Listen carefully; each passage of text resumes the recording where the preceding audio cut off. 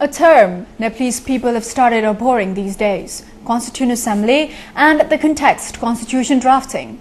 Yes, we're talking about our very own Constituent Assembly lawmakers who've repeatedly failed to draft the constitution on time, no matter how many times the term of the Constituent Assembly is extended. People have realized that politics in Nepal has become no more than a dirty game for power. At a time when uncertainty is looming on whether the draft of the new constitution can even materialize, amidst this struggle for power and dirty politics, a group of Nepali enthusiasts living abroad have released their very own version of the new Constitution of Nepal. Here's a report. The Nepali Revolution of Spring 2006 was a formidable show of a true people's movement. For the first time in Nepali history, a new constitutional parliament was established and Nepal was finally declared a secular nation. And on May 28th of 2008, the first Constituent Assembly meeting was held, declaring an end to the age-old monarchy in Nepal. The first assembly decided to draft the new Constitution of Nepal in a time period of 2 years. After the unified Maoist party that garnered people's support after the Constituent Assembly elections withdrew from the government, the Nepali political sphere fell into a crevasse of dirty politics and power grasping. From then up until now, when the unified Maoists are again in the government, the political leaders have not only failed to develop consensus on debated issues of constitution drafting, but they have also failed to take an initiative and flexibility from their side. There are still differing views between the parties regarding the governance system, state restructuring, and electoral process in Nepal.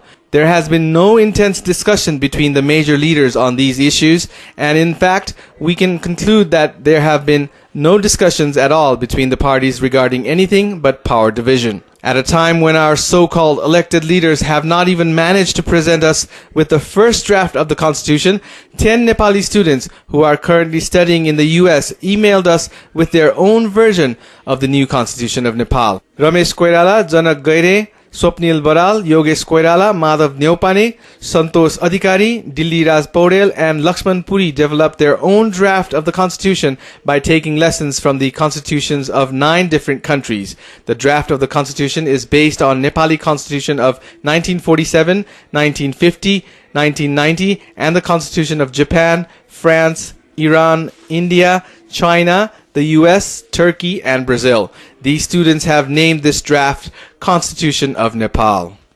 The draft, which includes 127 articles, introduces the Nepali flag comprising of the crescent moon and the sun as in its present state in the first national identity section. Furthermore, right to prosperity, freedom, religion, and other responsibilities have been elaborately described in proper sequence. They have included a provision of electing the president as the head of state with a minimal majority in legislature parliament. Similarly, the draft talks about political powers of the president in the matters of national security in Article 42 of the draft constitution. There is no provision to change the president except in the case of his immediate death or by the order of the Supreme Court. In Article 67, the tenure of the Prime Minister has been mentioned as 4 years, and once elected, the same Prime Minister will not be sworn into office. The election of the Prime Minister will be decided in 2 rounds, first through a nationwide poll, and again once between the final 2 candidates. According to Article 73, the power to form the cabinet has been vested fully in the Prime Minister. Similarly, the Prime Minister will be heading the armed force of Nepal. For judicial matters, the Supreme Court has been assigned as the final and the highest judicial body.